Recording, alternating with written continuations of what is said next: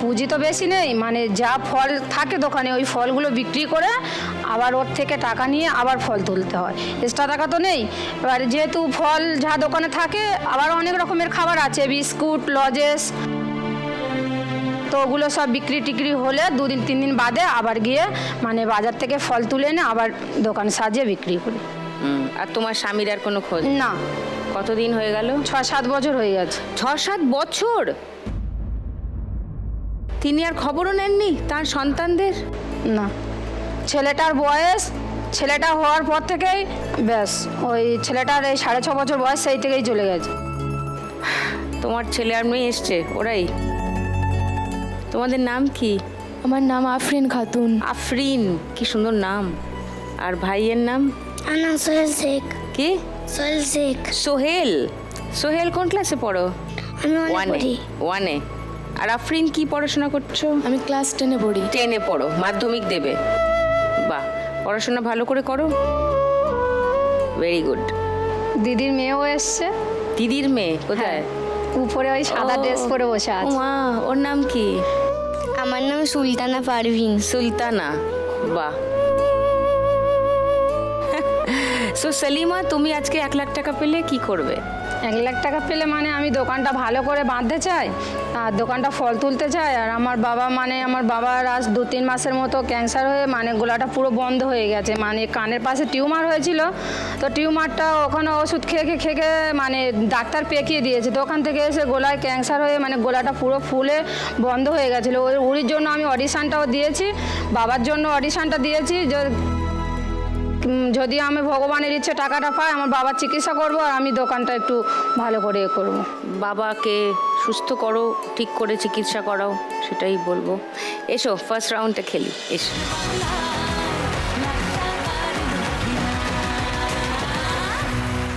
তোমার 1 মিনিট সময় সালিমা, শুরু এখন।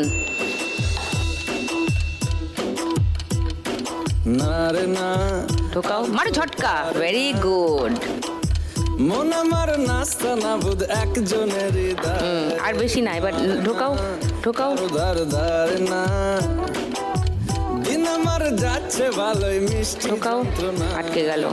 সামনের থেকে ভালো করে ফিল করো, একটু টাকার ওজন ফিল করো। ভালো করে আগে টেনে নাও, তারপরে তোলো। ওই বলিতে পাড়াতে ডাকেতে সাড়াতে দাঁড়াতে দাঁড়াতে ভালোবাসি। আমি তো ফ্রিতেই নাজেহাল, এক লালনা করেছে ইন্দ্রজাল, কে সামলায় আমায় এক জায়গায় জড়ো করো সব টাকা, তারপর একবারে সব তুলে ফেলো। আর তো পারে না। ঝটকা মারো একটা, হ্যাঁ গুড। আরেকটু আরো সব টাকা, অনেক টাকা আছে, চলো ফটাফট করো। ভালো যাচ্ছ, আরেকটু ঢোকাও।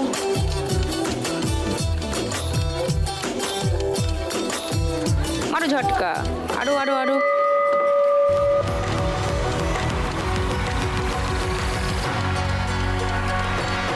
500, 2টো, 1000, 13টা 10 আছে, 3390 আর 130, 420, 520, 3520।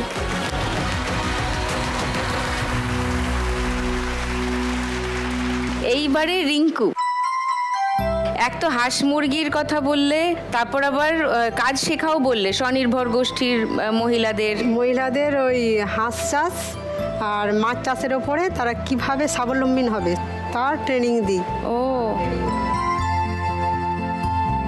তো সবাই মিলে করবে, করে যা প্রফিট হবে সবাই মিলে ভাগ করে নেবে, স্বনির্ভর গোষ্ঠী যেভাবে কাজ করে। হ্যাঁ হ্যাঁ হ্যাঁ হ্যাঁ।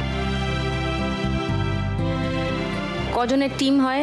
স্বনির্ভর গোষ্ঠীটা তো 10 থেকে 10-এর ঊর্ধ্বে হয়, হ্যাঁ। Minimum 10 minimum. আর এটা হচ্ছে 25-এর ঊর্ধ্বে, মানে 25 মিনিমাম হতেই হবে। কত জায়গায় করাও এটা? গোঘাট 2, বদনগঞ্জ, ফলুই 2-তে কাজ করি। অনেকদিন ধরে করছো এই কাজটা? না, এই কাজটা রিসেন্ট 6 মাস পেয়েছি। আর মাছ বিক্রিটা আমি 5 বছর ধরে করছি। আর আদার্স যে অবসর সময়ে জামা কাপড়ের যে ফিটিং সে কাজটা, ওইটাও আমি 5 বছর ধরে করছি। অবসর পাও কখন তাই তো বুঝছি না। আচ্ছা, তোমার বাড়িতে আর কে কে আছেন? আমার স্বামী, আমার এক ছেলে এক মেয়ে। তারা কি বড়? ছেলে ক্লাস 8-এ পড়ে, মেয়ে এবছর এইচএস দিয়েছে। ওকে, আর তোমার স্বামী কি করেন? উনি MA BEd পাস করার পরেও 3বার ভাইভাতে কেটে গেছেন, রিটিনে পাস করেছেন, ভাইভাতে কেটে গেছেন, মানে কোনো চাকরি বাকরি তো নেই। ওনার যে মাইনেটা 150, অনার্সের হলে 200, আর পাসের সাবজেক্ট যারা নেয় তাদের 150।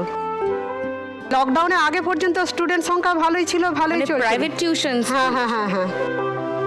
কি সাবজেক্ট? দর্শন। দর্শন, ফিলোসফি। লকডাউনের পর থেকে আর্থিক অবস্থা খুবই খারাপ। তখন আমি দেখলাম যে আমাকেও কিছু করতে হবে, কারণ ছেলে মেয়ে উঁচু ক্লাসে উঠছে, তাদের খরচ, আর ওই টাকায় তো হয় না।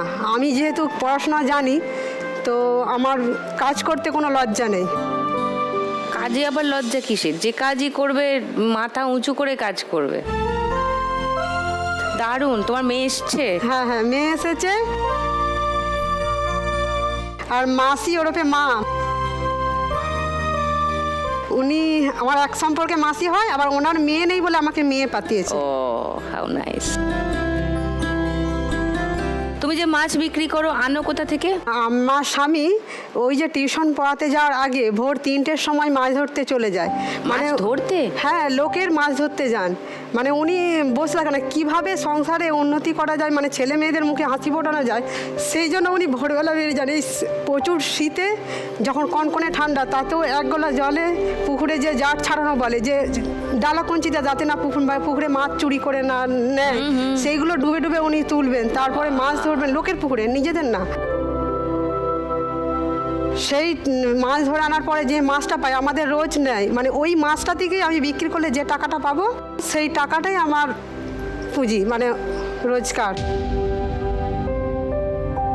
সেই মাছটা উনি চলে যান দিয়ে, কারণ ছাত্রছাত্রীরা তো আর টাইম বসে থাকবে না, উনি যদি মাছ বিক্রি করতে যান, টাইমের ব্যাপার তো থাকে, ওই জন্য আমি তারপরে মাছটা পাশাপাশি পাড়াতে ঘুরে ঘুরে বিক্রি করি। ও, বাড়ি গিয়ে গিয়ে? ওকে।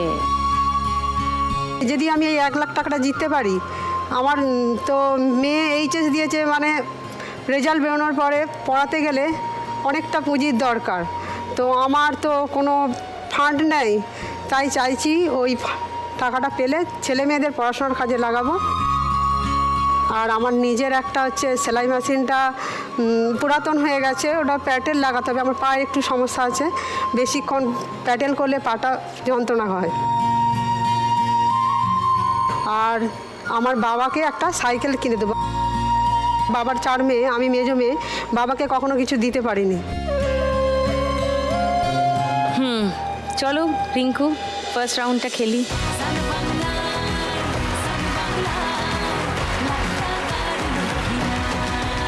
তোমার 1 মিনিট সময় শুরু এখন।